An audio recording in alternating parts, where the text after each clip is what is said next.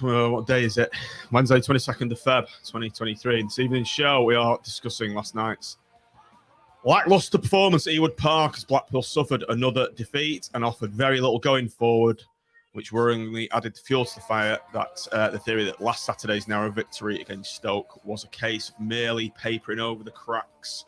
I'm John Aspinall. This is the Seaside's podcast, match reaction show. Blackburn Rovers 1, Blackpool 0.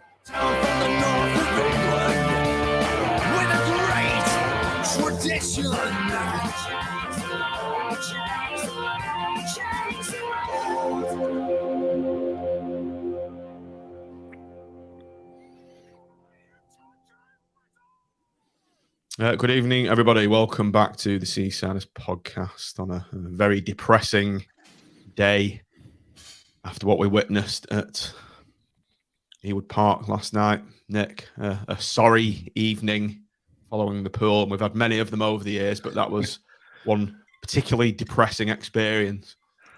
It was. I think we were all, I was looking forward to it all day. Couldn't wait to finish work. I was on the phone to you, right? You ready to set off? I think we all got carried away after the Stoke game, didn't we? Dishing out 8s like confetti on our scoring.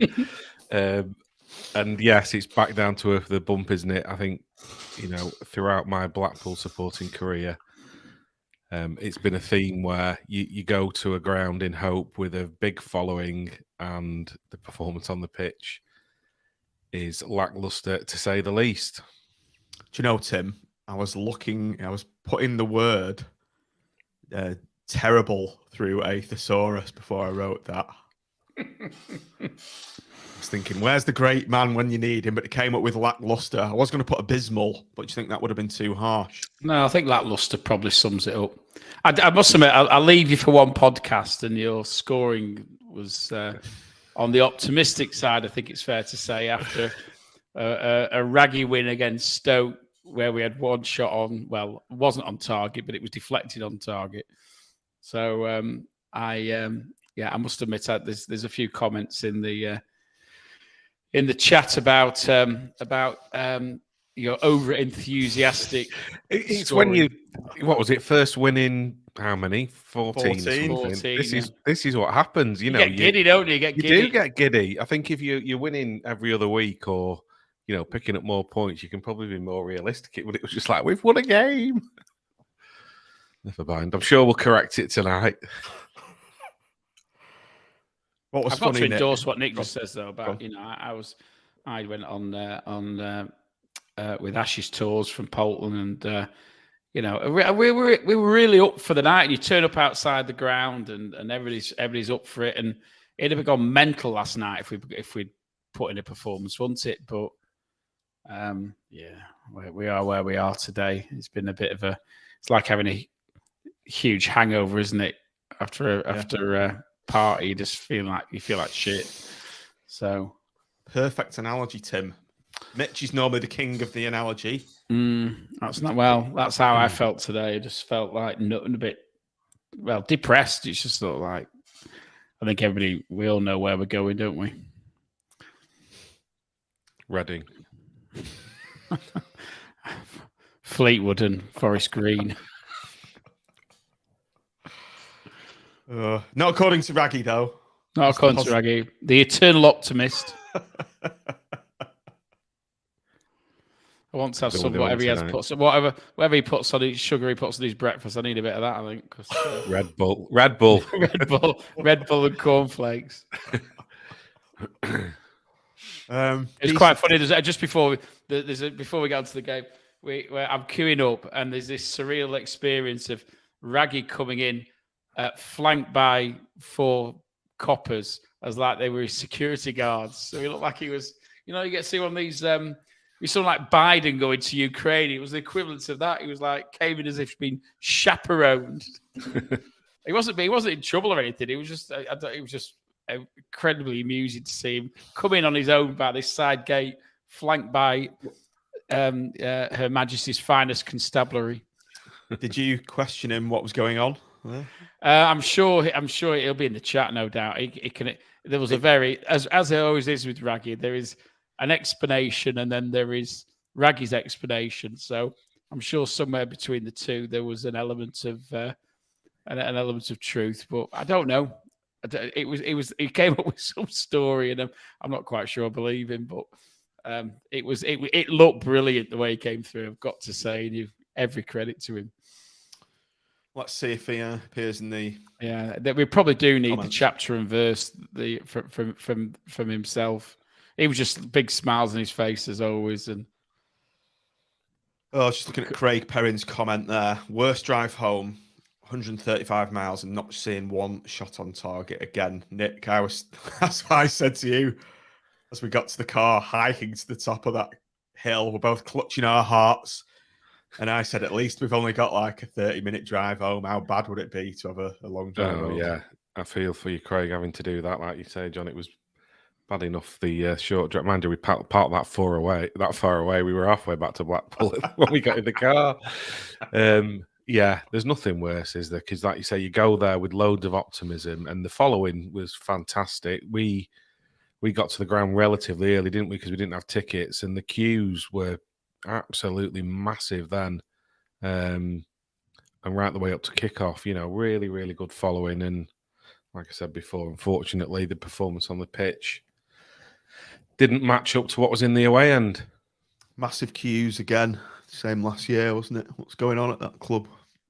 That opening 2 turnstiles or something. Well, yeah, whether they just thought because we all had tickets to get us through quicker, but they were obviously because of the searches that they do of everybody, you've got that issue to contend with at the start. But they didn't look like they were prepared for the number of fans who were coming to me. I mean, even when you got in the ground, it was we were in that R block.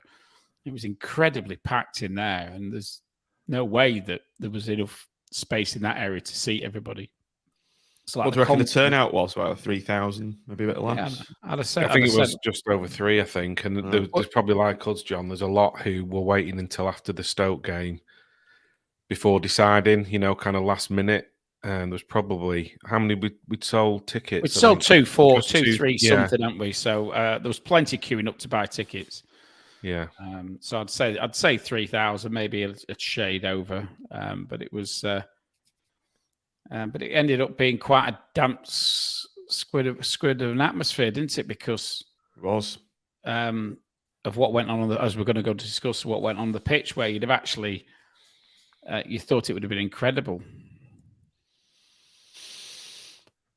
Let's turn to the game then, and as always, the lineup. I've put Eyebrow raising lineup. They did have a few of our picks in there. Let's move us to the side. I don't know what weird video is. Chris, is it Jerry Yates?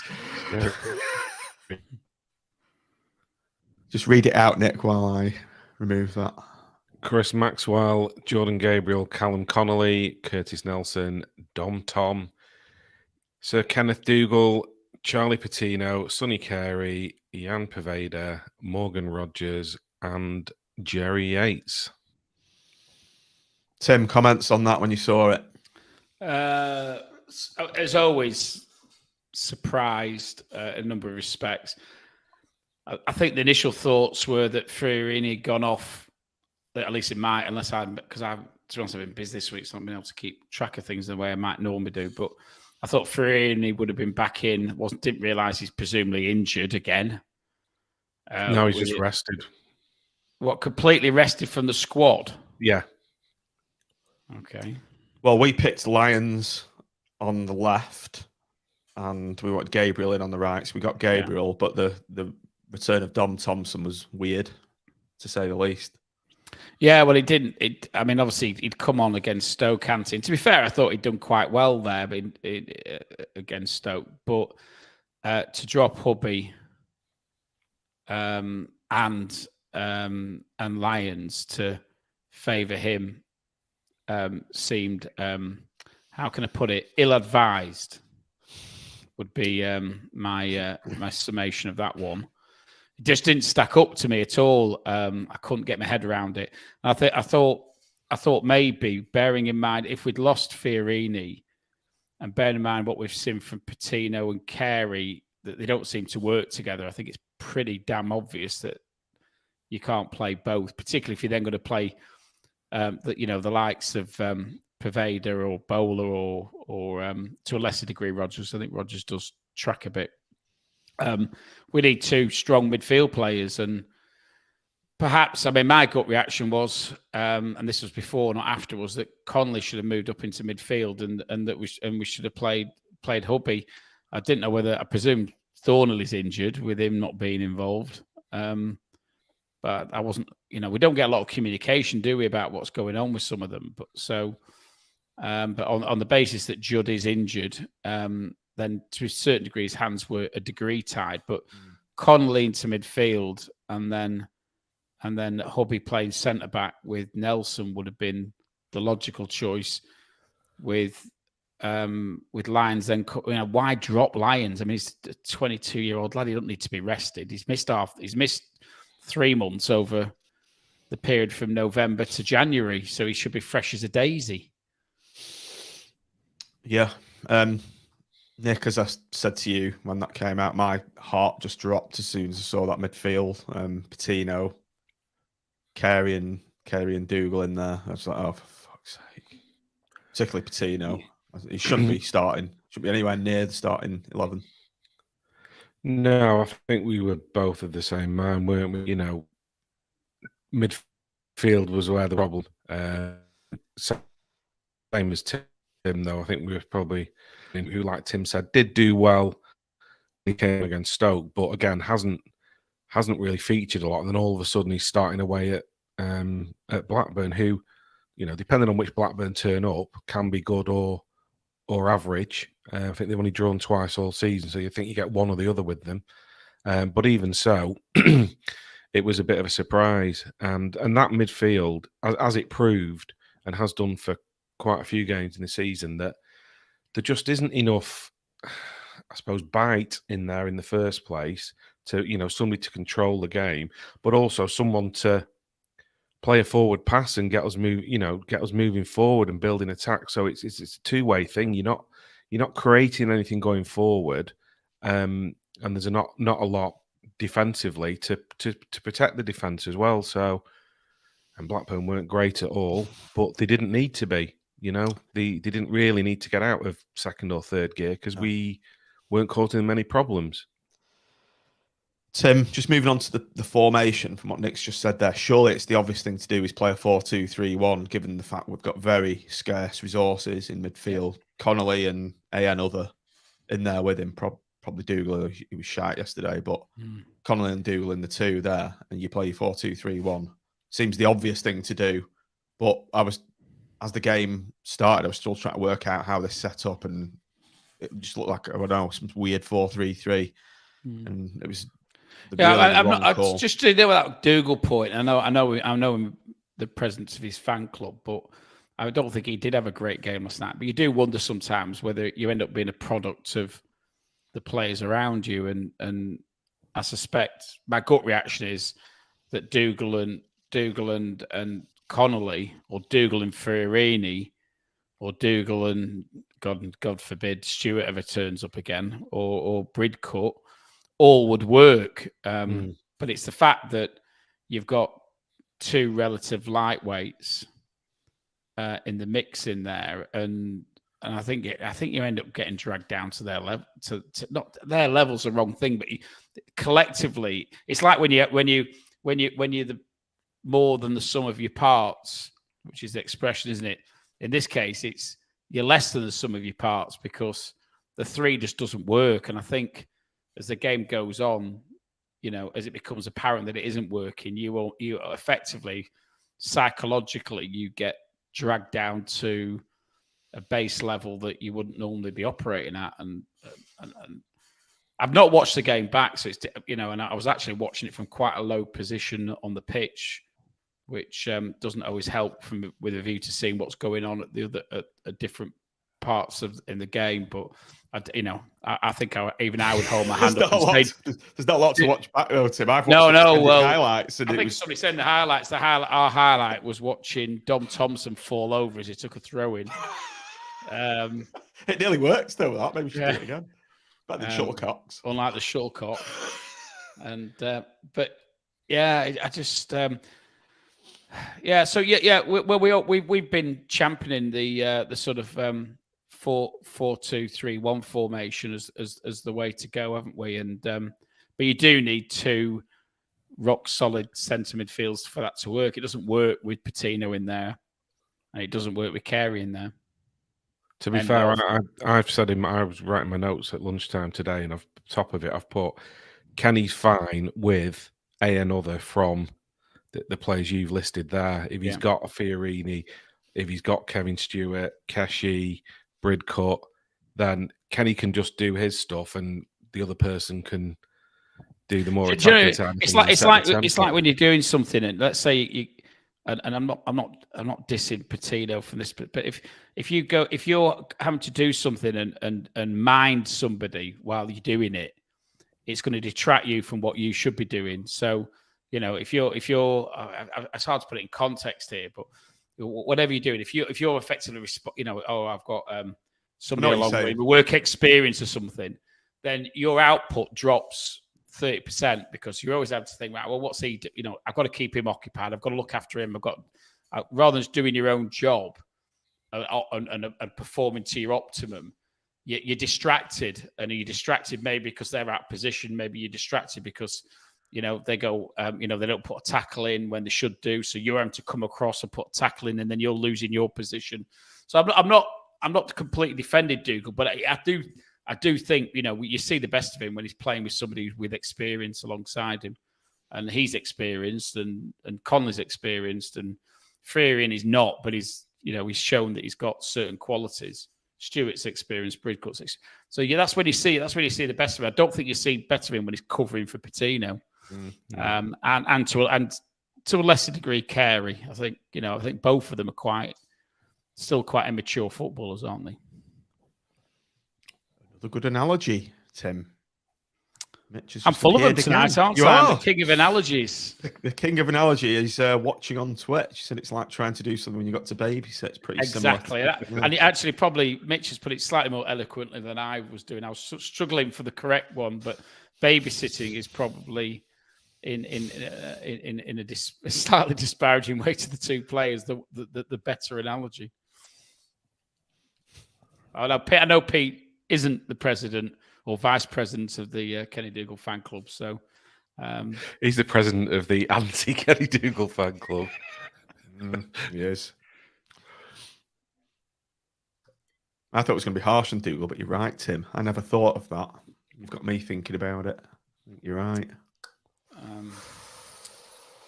Right, Nick. Dreary start. I've penned for the next talking point. And as I was saying to you on the car on the way down, you said, should we have a quick pint before the match? And I said, no, I'm having a week off the booze. I'm having a dry week. And 30 minutes or so into the game, I was so fucking bored that I pretended I was going to get us a couple of pies. I was.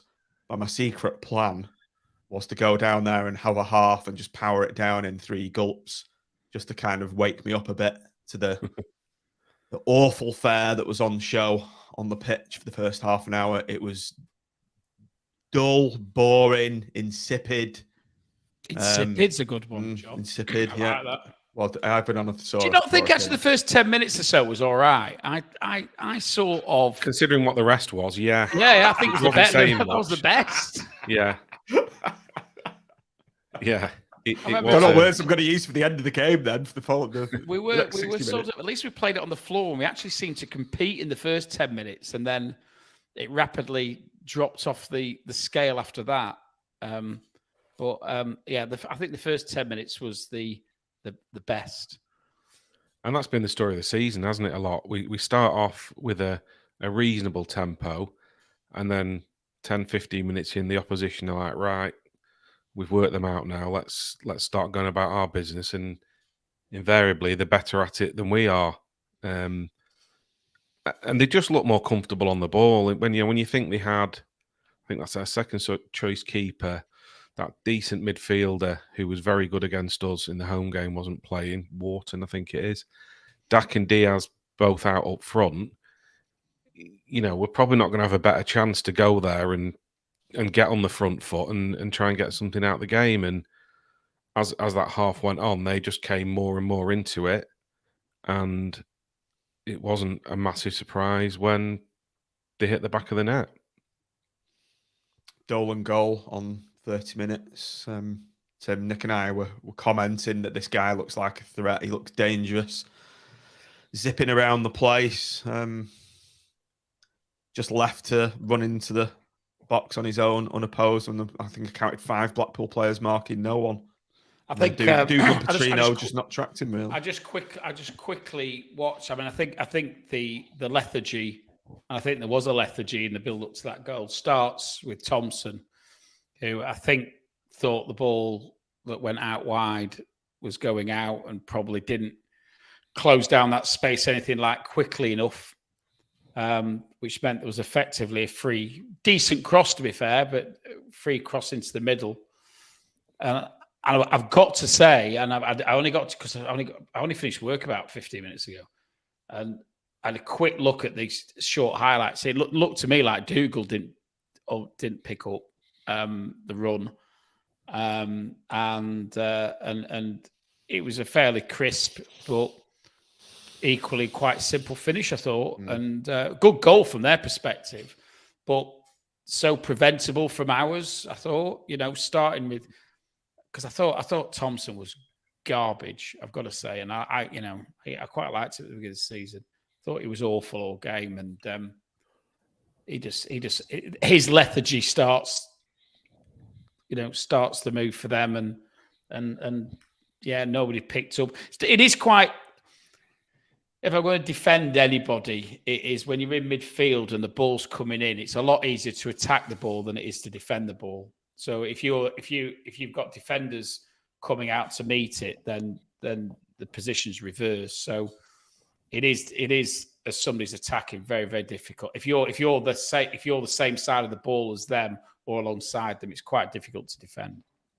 As Craig Perrins just said, they all fell asleep, so they thought it was going out, and it took Thompson 5 minutes in a taxi to wander across. Then Eddie half jumped at the cross from 15 yards away. That's right, Craig. And Mitch has just said there, the crowd around me jeered the pass, and then the defence like, well, shit, there's a player there. I think we did, John. Exactly what we both did. Went, hey! Oh, shit. When he brought it down and it was in, it was like, oh, here we go. All of a sudden he's in a load of space and we've got 5 players watching. And it was a good finish, but like you say, I think we could have done more to close down there. Didn't think we were going to get back into the game after that. There was another Maxi Wonder save. I think that just came just before. And in fact, Nick, I think I said to you that was a warning. Yeah, it was a warning sign, and we didn't. He tips it over. Yeah. It was a good save, to be fair. I've still got to say though, and I think as Pete is to Dougal, I am to Maxwell. His distribution is absolute garbage. And it was against Stoke, and I think I said in the comments, his saves masked that to a degree, but he was awful again. That's the second point in my notes. Maxwell distribution, right? Yeah, because, and I don't know if he's been instructed to try and launch it out, rugby kick style to the touchline, but inevitably it's going over someone's head and out of play, unless that's the plan. Get it off a defender and then launch a long throw-in, because that was pretty much our only it does seem last night. It does seem to be, and he might well be. It is an instruction, but he seems to be aiming. For me, he's 10 yards. Yeah, assuming it's going right. Is 5 or 10 yards too much to the right, or 5 or 10 yards too much to the left? So every time the ball goes out there, there's a 50% chance it goes straight into touch and just gives possession away. And the other 50% of the time, and generally it's against our vertically challenged players who they're fighting against a big defender who wins the ball and they win possession back. So the number of times we actually end up coming out with the ball with those kicks that go in slight diagonals, it must be like 1 in 20. Mm-hmm. And it's just like comes back at you straight away all the time. I'm thinking you can't possibly You can't possibly be meaning to do that, but maybe he is. Maybe that is the instruction from Mick. I want you to hit that particular point because he keeps doing it and he goes on and on and on. It's like, how many times are you going to rinse and repeat the same fuck up of a pass effectively? Because that's what it is. The definition of insanity, doing the same thing over and over again and expecting different results. Yeah. Nick, again, I commented to you about how well they were playing about with the ball at the back. They looked comfortable, just playing triangles around us, getting out of trouble and coming away with the ball every time. And it was a marked difference between them coming out with the ball at the back and us, based on what Tim's just discussed. And so I think you said it's like they can just come out at will almost. And there was a bit of go on. There was a bit of it us not pressing them, but even when we did, they just played it in nice triangles around us. Like it was the easiest thing in the world. And I think if you didn't know, you were watching that game and you didn't know either team, what the competition was, you'd probably think we were the plucky League One side and they were the established Championship side with better players. And that's what it was like all night. They just, like I said before, they didn't really need to get out of second gear. They were playing it round us in triangles now. They were up the pitch in no time. Whereas when we get the ball, to see the stuff for not just possession, but actually how long we hang on ball for as an average, because it can't be more than a few seconds before someone's misplaced a pass or been closed down or passed it, to an opposition player, whether it's 5 yards, 10 yards or whatever. They just don't seem comfortable and didn't really seem to know what the plan was last night. And the longer it went on, the more it happened and the more desperate it became, where in the end our main threat was a centre-half up front trying to get a flick on from a throw-in. Well, Nick, if you're going to press, you've got to press as a team. You can't press as an individual. Yeah. So what I picked up for what we're doing last night is we were pressing as individuals. So whoever it is in the Blackburn defence has the ball. Nearest player goes to close down, but they've got two options to pass to. So goes that way, and then we go and press. Then we go and press that player, and then it comes. So they can play around us in triangles because we're only pressing one. That's what it looked like to me. Blackburn, we come out. Blackburn are pressing in packs. So straight away, your two nearest options for passing aren't options. So you're either going long or you're going back. And so we go back to Maxwell, who then hoofs upfield, or we hoof upfield. And we give, and 9 times out of 10, we give possession away, and then it comes back at us again. And that's the difference, that they were pressing to a system. We were just closing down, which is a completely different thing for me. That's just an individual player closing down, not with no. So if Dougal goes to close, he needs to know that Carey's going to shut off the short pass on one side, and that Patino's going to do it on the other side, and that the attackers are going to. So you've got to do it as a team. Yeah. And we used to do it as a team. We used to press as a team, and we didn't press last night as a team once, for what I could see. And it was embarrassing. It was you'd see a 14-year-old under 14's football match where you'd have better coordination between the individual players as regards how you were pressing than we saw last night. It really was. It was cringeworthy at some points. Nick, I think that nicely segues us on to the next talking point, which was Jezza injured. All this thankless closing down, perhaps contributing to his injury. Yeah, I think I said to you on the way, I won't be surprised if he picks up a knock soon because of the lone furrow that he has to plough up front on his own, chasing across the back four of the opposition, and no surprise that he's felt his hamstring. I just hope that it's just tight and it's not a strain, because God knows we've had enough of them, and we can't afford another. And having said that, though, you put Lavery on, and it's very much the same for him in that he's not getting any decent service. We're whacking long balls up. So I said to you, it might as well be me up there as Lavery or Yates, because none of them are getting. There's no ball in behind for either of those players to run onto, is there? you're not playing to their strengths at all. So whether it was Lavery or Yates, it's much the same outcome. They'll chase round and put a shift in, and that's not their fault. They're not getting the ball in decent positions. So Lavery may as well not have been there. Yeah, we might as well get Medine back, lump it up to him, and at least he can win a header and hold it up if that's going to be the tactic. Which it is. I'm certain it's going to be the tactic. Yeah, which is a crying shame, really, when you think there are better alternatives. And again, I think there's just a wider conversation to be had, Tim, about the board picking Mick McCarthy to come in and firefight this situation with players that do not suit this system. I did not believe that Mick McCarthy would be so inflexible and set in his ways. I think about the only way he's shown any flexibility is not playing 5 at the back. That's about the only concession he appears to have made. It is. I mean, we're going down with a whimper. I mean, I don't want to get towards the end of the show too quickly, but we've had 1 shot in 2 games. It's dreadful. You're meant to be fighting for survival. I tell you what, would have been better. Would have been better. Saying, forget all the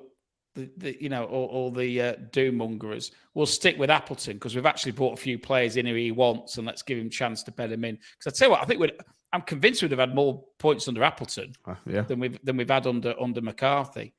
Or secondly, give it someone like Dobby who actually knows the players, put some support alongside him, and say, I know a few teams have done that and done it quite successfully.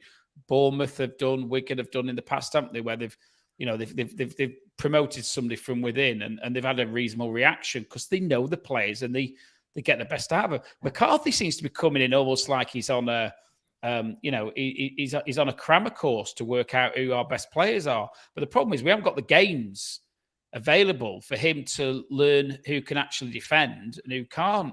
It'd be better getting us or anybody from any part of the ground in and asking him a few questions about who can defend and who can't, because we could save him a lot of time and trouble. Because if he thinks that Thompson's the best choice last night against Hubby or Lions, then his judgment's fundamentally flawed. Which it was on the double substitutions. Nick bringing on CJ Hamilton and Bowler for Rodgers and Kenny Dougal. Kenny obviously having a bad game, so he was having to babysit. Morgan Rodgers was tiring, but CJ was hardly up for the battle when he came on, was he? Shirking headers, shirking tackles. Yeah, he seemed a bit on the back foot, didn't he? And to be fair, you just called it, hadn't you? We need to make some subs, and then we saw Bowler and CJ warming up. And you think, right, are we now going to start to create some chances? But it wasn't the case. And even when CJ was in space a couple of times, to be fair to him, and we had a throw in, and everyone was screaming, "Get it down the line!" And we just, we'll just take our time and have a look around and slow the game down. And it's like we're losing 1-0 here, and we're not looking like we're going to get back into it. We need to try and create something. And Bowler, he's always got 2 or 3 round him, hasn't he? So it's difficult. But CJ, like I said on the last pod, that's what you can get from him, can't you? You can get flashes of brilliance, and then you can get what you got last night, which I think just summed up the game, didn't it? We could still be playing now, and I don't think we'd have had a shot on target. And even with the scrambles at the end, calling for handballs and stuff, but I don't think they really were. It was just abject for probably 85 minutes.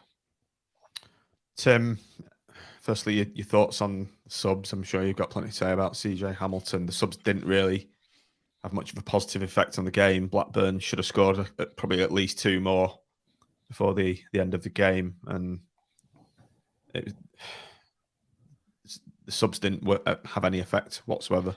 No, I mean, I think I saw one instance where Bowler got into a position that you'd want him to get into, which is in that probably the top third quadrangle. Can you have a top third quadrangle? I don't know. top third quadrangle on the right side of the pitch where he's there and he's coming inside and he's causing mischief. And I think we saw that once in the whatever it was, 30 minutes that he was on. He was well shepherded otherwise. The one time he got, he looked like he was coming through. Neat, a little tug back, wasn't there, or something, if I remember rightly, off one of theirs. I can't remember, he got a yellow card for it, but he took one for the team. And so they marshalled him quite well, and they could have left CJ on his own, and he'd have done more damage to us than them. Even if he was unmarked, he was just garbage.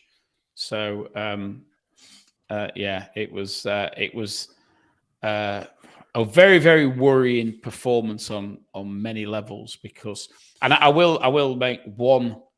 There might be more than one, but one very honourable exception. I thought Gabriel had a decent game and contributed positively throughout, and showed a lot of nous, I thought, at certain points where he shielded balls out and got little touches in without compromising himself. So that was encouraging. But I do, how Lyons gets beaten to a position by Thompson, and you could have brought Lyons on at left mid, and I think he'd have done a great job, because he's played there quite a bit for Ireland, I think, hasn't he, as an attacking left midfielder. Give him a go, whatever.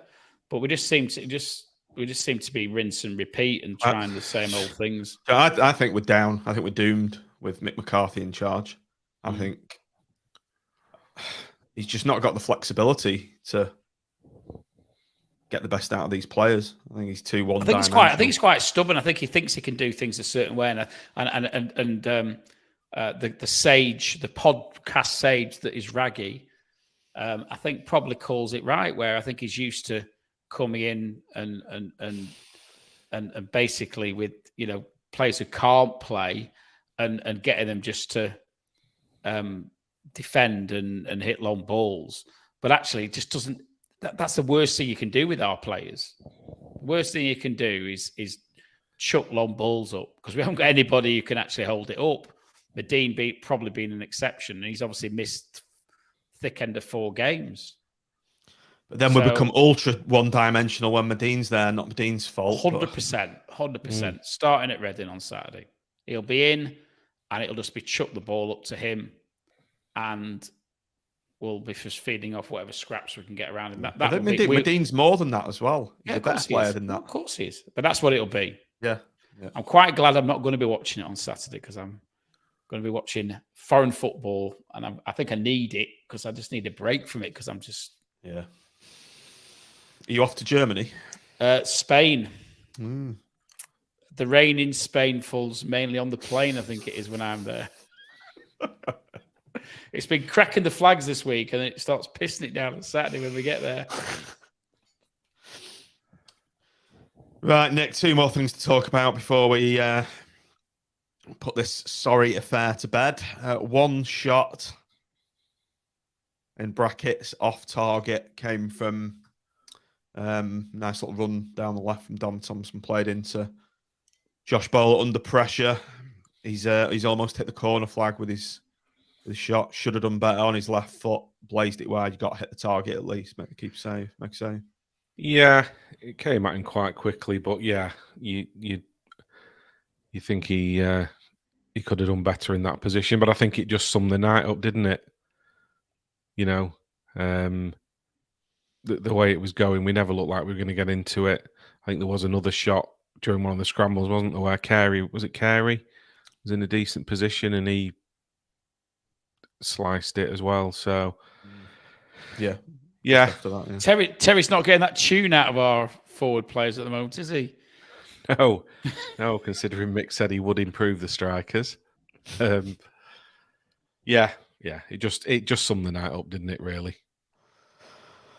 Finally, Tim, handball incident, which we were all baying for at the time. Nick and I had made our way to the concourse exit for a speedy departure from the ground as soon as the final whistle went. I think we were more appealing in hope, desperation than the fact it was a penalty. I've seen it back on the replay, and it was a ball to hand rather than hand to ball. And what I thought was even more disappointing was Perfader's finish again.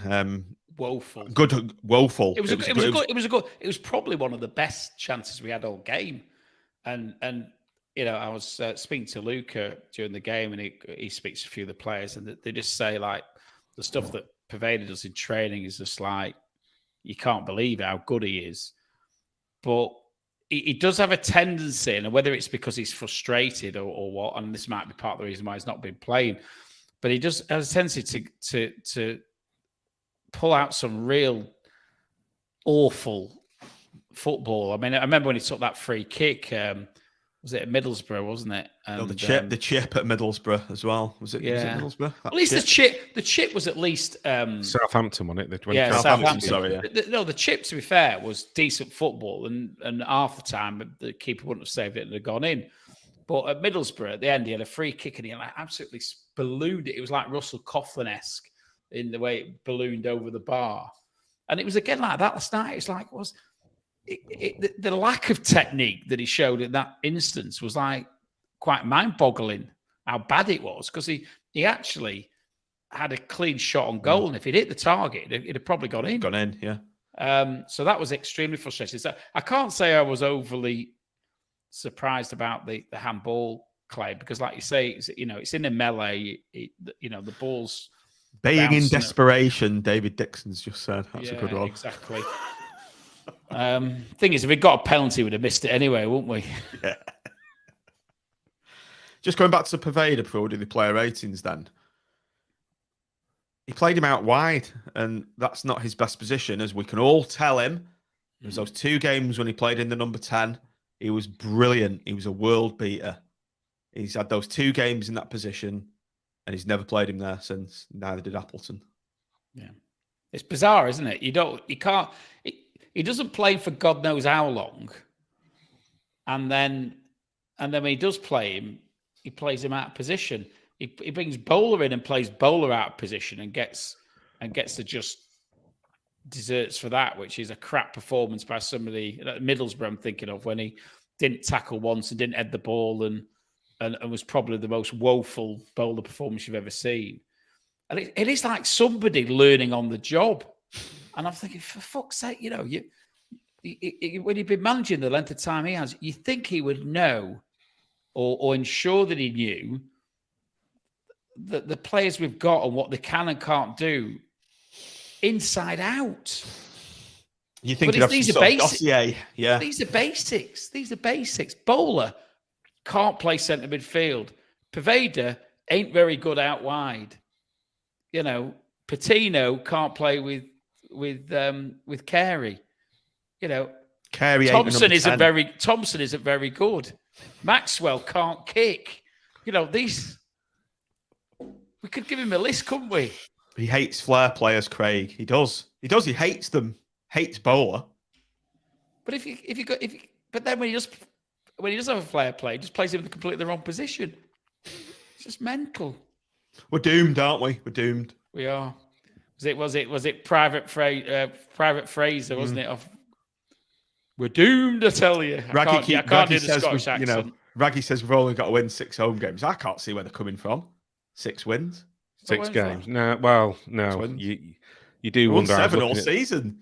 I was looking at the fixtures today, and there's not many where you're thinking there's 3 points coming there. But I don't know. You don't know. We've got Reading at home. We've got Reading at home. No, sorry, not Reading at home. We've got Cardiff at home and Wigan at home, haven't we? But then we've got Burnley to play.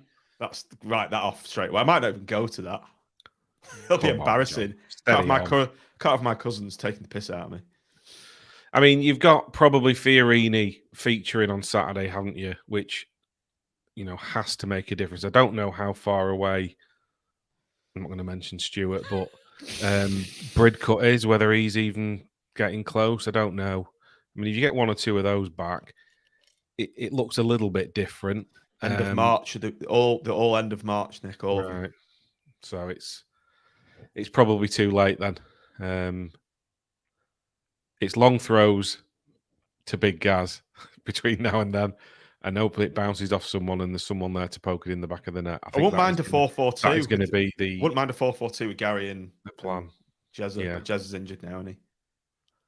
Well, I don't know. There's not been an update other than that they've said it was a tight hamstring. So, like I say, whether that's tight and it's one game out or it's a strain and a few, we will. Probably once your hammy starts going. I know, that's the thing. If you felt it and the amount of running about he has to do, he's at massive risk of it going. He's a massive risk of doing it for the season then. For the season, yeah, absolutely. Oh, it's fun being a football fan, isn't it? Nodding in at the far post, a Stella in one hand and a tab in the other. Yeah, come back, big Gaz.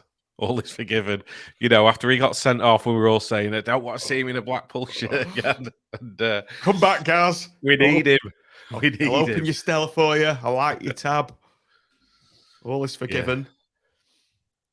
Yeah. Right, player 18s. This should be fun.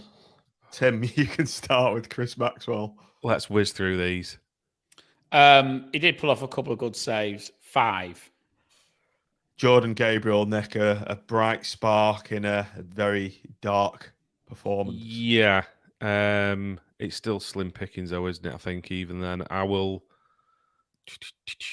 stretch to a 7. Oh, bit more. I thought 7+. Yeah. FPRS it. Go on then. I'll FPRS it. That's as high as it's going, though, tonight, I think. Yeah, I think so. Yeah. Connolly, Tim. Very poor distribution. I think a bit. Yeah, I like. Obviously, we like Callum, don't we? And he always gives 100%. But 6. Have it. Curtis Nelson. I thought he was probably the other bright spot in the game, if you want to say that. Looked our main threat in the last 10 minutes in their 6-yard box. And I do like him. I'm going to go... I'll be generous. I'll say 7. Dom Thompson, Tim. Dreadful. 3. That's harsh. I don't think he was that bad. He was 4 then. Fuck. Kenny Dougal, Nick, worst performance of the season. Couldn't find a pass from 5 yards, but was babysitting 2 players. I know, yeah, and it's a good point that Tim made there, that he's having to keep an eye on someone else as well. But even so, there were still a few times where he miscontrolled it. So I'm going to go 5. Charlie Patino plays like he's in an academy game week in, week out, but everyone thinks he's the Messiah. Tim? 4. I'd gone for a 3 there, personally. Well, mate, I said I haven't watched the game back, and I was at a relatively low position, but it was... I can't even bring myself to watch it back, so I'll be kind and say it's a 4 then. If Patino's a 4, surely Carey's a 4, maybe less, Nick? I don't know about less. Probably the same. 4. 4. Pervader, Tim. Played out of position yet again. Yeah. Not played in the 10. Not played in the 10 under McCarthy. Yeah, and I thought he did a few things early on. It's a bit uninspiring, isn't it? 5. Morgan Rogers, Nick. He starts off okay. Yeah, he starts off okay and looks quite bright and tricky, but then he was running through treacle as the game went on. He really did tire, and maybe it's just, I don't know. Still, the amount of games he's played, and he's not played a lot before, and he's still trying to get match fitness. But he did tail off fitness wise. 6. Jerry Yates, Tim. Again, feel sorry for Jerry. Gets absolutely fuck all service, and there's nothing he can do. Runs himself into the ground, and gets injured. Yeah, I love him. So, but obviously we only saw 30 odd minutes, 35 minutes. So I'll give him a 6+. Let's do Lavery as well next, since he played quite a lot of the game. Shane Lavery.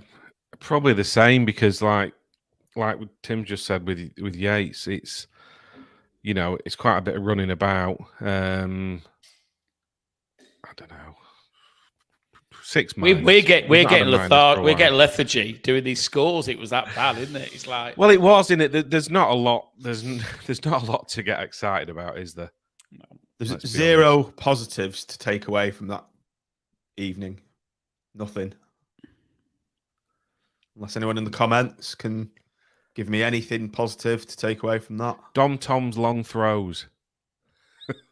The fall overthrow. That is literally it. It's probably better than CJ Shuttlecock's. He spins it, doesn't he? It's the spinner. Yeah, he does. But then it's our main goal threat. He can't be on the pitch just for long throws. We need to get a name for it. Yes, Dennis, manager rating. I haven't forgotten. Manager rating. And before you give these scores, Matthew Warrender has just put in the chats. Mick McCarthy's record: matches 7, wins 1, drawn 2, lost 4, points per match 0.7. And if that trend continues, we are going down. So we need to double it to even give ourselves a chance. I think even our ever optimistic guru Raggy will admit that we need 1.5 points a game to even give ourselves a sniff. Steve Hutchin, does it feel like we're starting to tighten up at the back a bit more? No. He cut us open. Well, we aren't letting in many goals, but I think part of it is we seem to be a bit spawny at the moment. That time when they were 3-1 goal from an angle, he clipped it over Maxwell and it just dropped just wide of the post. We all thought that's in, didn't we? Yeah. Cut us open a few times. We do seem to be living a rather charmed life back there, I think.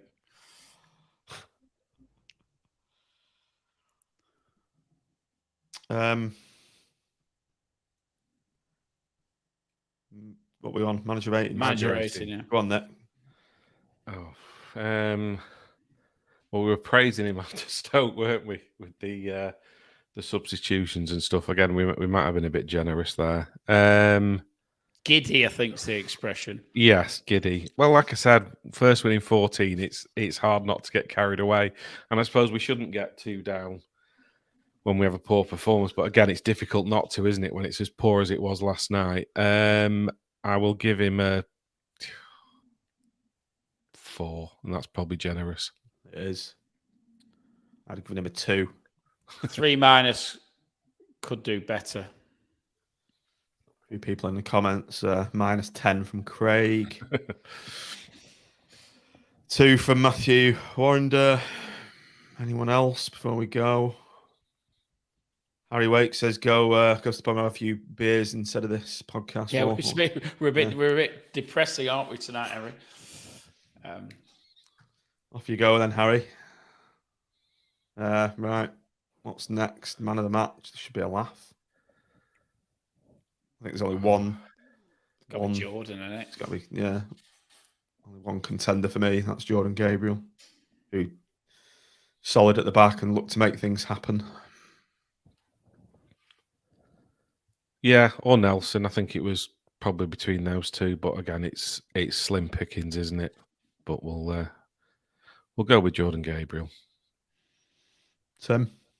Yeah, that's a Jordan. Definitely, he was the one positive for me from last night, because obviously he's been out a long time, hasn't he? And he got a bit of a cameo against Stoke, and he did okay in that. But seeing him play a full 90 minutes and perform at the level he did, and he was our best player on the pitch. Okay. Right, just to round this section off before we briefly discuss Reading, where do we go from here, gents? Says Steve Hutchin. It's a good question, Steve. It's a good question. I think in terms of Saturday, obviously it depends if Jerry's fit. If he isn't, we'll probably see Mr. Medine up front, and it'll be get long balls to him. But if Fiorini starts, I mean, he's rested him completely last night, so I think that will hopefully, with a view to him featuring on Saturday. Hopefully he will start, and that means you've not got the midfield that we had last night. So things could and should improve there, even if it's only for the first half, or maybe we get an hour out of him. Perhaps get Lyons back in, Pervader in the 10. So, I mean, can it be worse than last night? I bloody hope not. So you never know. You never know. And if we can get a win, then we're all positive again, and the Great Escape's back on, isn't it? Although I think it's Burnley at home after that, isn't it? So there's no tougher test there, is there? Because they're flying. So who knows? There's still plenty to play for, but it's gonna be tough. That's for sure. Tim, if you want to address that comment, where do we go from here? I think the manager needs to have a good hard look at who he's playing, where he's playing, and what system he's playing, because he hasn't, for me, at the moment, shown that he's actually done that. Port Vale and Cheltenham, Forest Green, all these. It's so depressing. It's so depressing, isn't it? Into the abyss, another one. But I seriously think he needs to speak with people who've been involved in the club, and get a bit of a handle on it. I just don't think he's got a handle on our players at the moment, and that's incredibly worrying. Incredibly worrying. So at the moment, I can only see one outcome. If I'm going to be positive, it is that Reading are crap, and if we're going to get 3 points, there's a great opportunity there. Blackburn was always going to be a tough ask. I mean, they've gone into the playoffs as a result of the win last night, haven't they? So it was always going to be a tough ask, even with a couple of their players out, because they are a quality side, and they are. Their wage bill's probably double ours, and they've got quality all over the pitch, and they've got quality in reserve, and and our recruitment problems that are well aired recruitment problems have come back to bite us massively on the backside, haven't they? That's the long and the short of it. We bought too many sick notes and too many players who aren't good enough. So unless we've got our best 11 out, we're knackered. The Papa John's Trophy could be making a unwelcome reappearance next round season. 1 of the FA Cup. Morecambe and Accrington. Bolton will probably go up as well. Come on, it's not over yet. We need Raggy on. We need some yin to our yang, don't we? Our residential motivational speaker. The Tony Robbins. We've got Ballon d'Or winning, The Tony Robbins of South Shore. Yeah. Right, we've got Reading away to put all this right. Now, Mick, if you're watching this, just pick this team, right? Just pick this team. Nick, set the ball rolling. Is it time to bring Grimmy in, given Maxwell's very poor distribution? Or Stuart Moore. Get Stuart Moore in. I know you two hate him. Stuart Moore. You two hate him, particularly you two. I don't hate him at all. I've not seen who was the other hate? once. I think it was Mitch. Sorry, it was Mitch. And I thought he had. Well, there's no chance of that happening, is there? Get Grimmy it is in. a while since Grimmy's played, though. I don't know. I think I'd probably still go Maxwell. Okay. Tim? Grimmy. I'm going for Grimmy as well. How the hell he's not playing? I can't get my head around it. I still can't. Right, formation-wise, it's 4-2-3-1 or 4-4-2 for me. We won't get either, but which is our preferred formation? I still like the 2-3-1. 4-2-3-1. Yeah, I'm going for that as well. Right, Nick, pick the centre half, so it gives you centre half pairing. Nelson. Is he left side or right side? Is Thornley? Do we know anything about Thornley yet? No one knows anything, do they? I think we've got to assume he's injured, haven't we, if he's not in the squad. Right. And I thought the same with Fiorini, and he's obviously not there. But I can't imagine he's completely rested Thornley last night, has he? No, he said that he completely rested Fiorini, but Thornley was an injury, so I'm assuming it's. Right, well, I think we'll have to assume that Thornley isn't available when we pick the team, won't we? Yeah. There's a lot of people asking for 4-4-2. Maybe there's some Yates and legs Medina in up that. top. Yeah, well, you're assuming Yates is going to be fit. I don't think Yates is going to start on Saturday. Has there any news come out about his injury? He's just said he felt a tight hamstring, and he was hoping. Mick McCarthy said, I think he's hoping it might be his back rather than his hamstring. I don't see him playing on Saturday. Not starting anyway. No. Well, if we go 4-4-2, there's no place in this team for Pervader for me. So he's crap on the wing. Well, he's not crap, but I think he's going to go with Medina up front. I think we stick with the system we got. I hear the 4-4-2 argument, but I think that would depend on Yates being fit. Yeah, okay. Well, we could have two. We could have two choices, couldn't we? With or without Jerry, couldn't we? Yeah.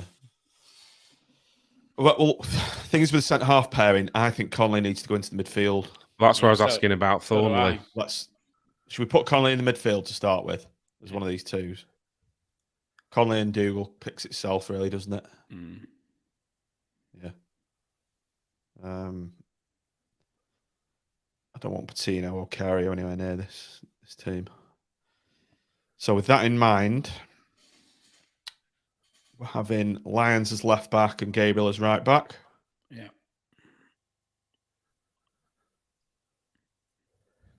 Nelson's got to be in there. And Hubby, I'd say. It's got to be Hubby then, hasn't it? There's no other choice. Yeah. Pervader in the 10. Pervader in the 10. Pervader in the 10. Pervader in the 10. So if you're not listening, Mick, Pervader in the 10. Pervader in the 10. Bowler on the right. Agreed? Yeah. Rogers on the left. Yep.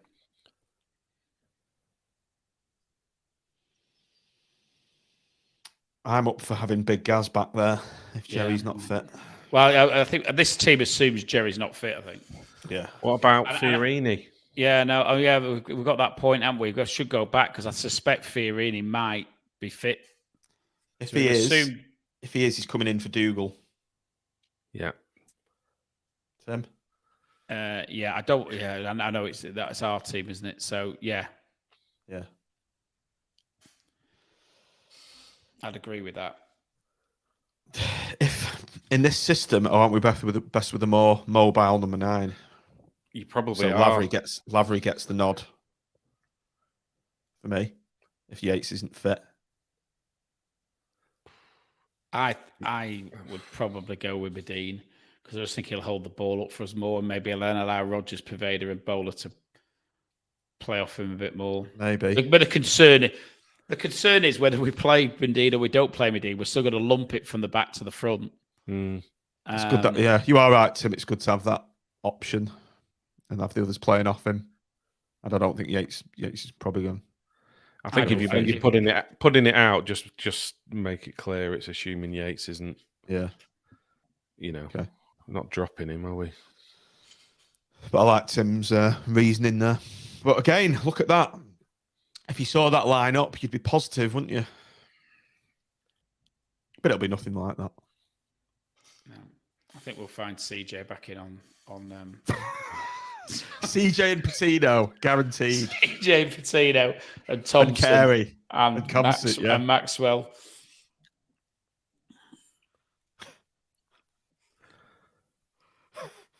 On that note, on that bombshell. Right.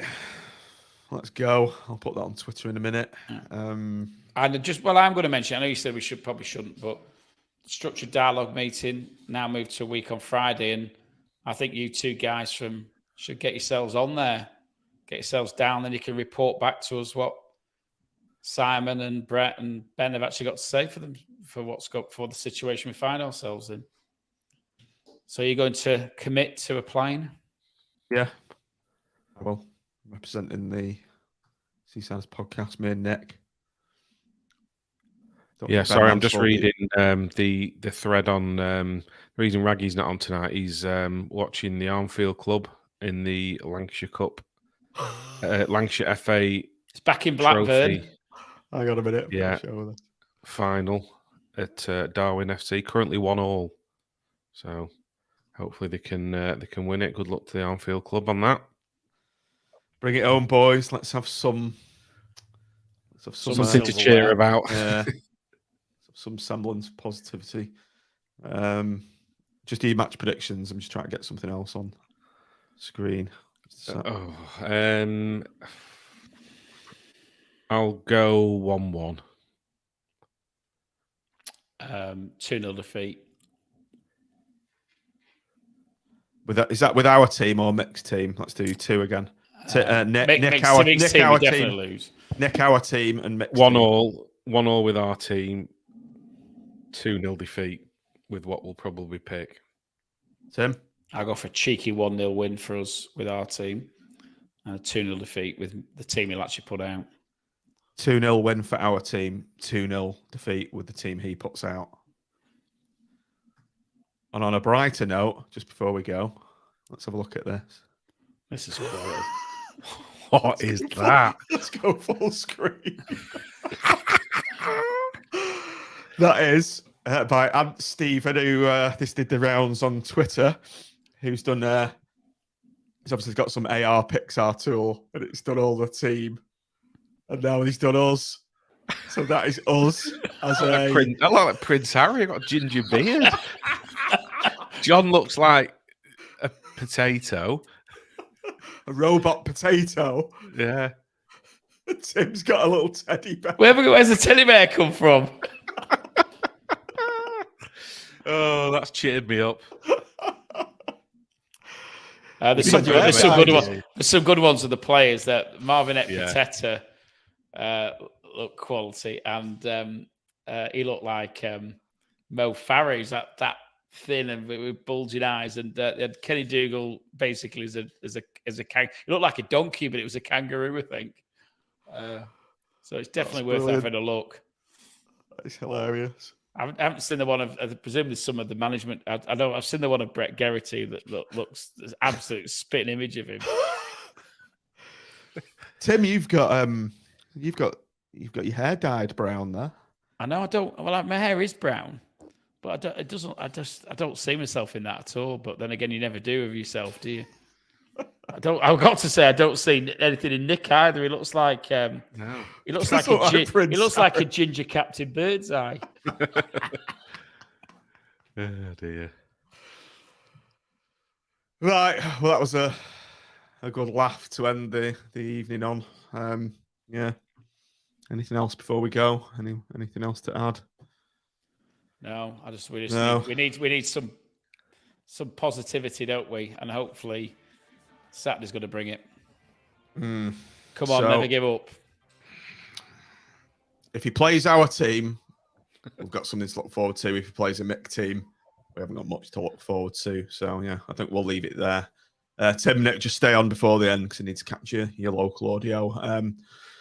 Yeah, we'll probably not doing a Reading preview shows. Can't be arsed. We've done 2 already this week, 2 despondent, but we will be coming back after the Reading game and doing a reaction show to that. So stay tuned, listeners, as it were. Please like and subscribe on YouTube. And all remains to be said is thanks for watching. Thanks for downloading.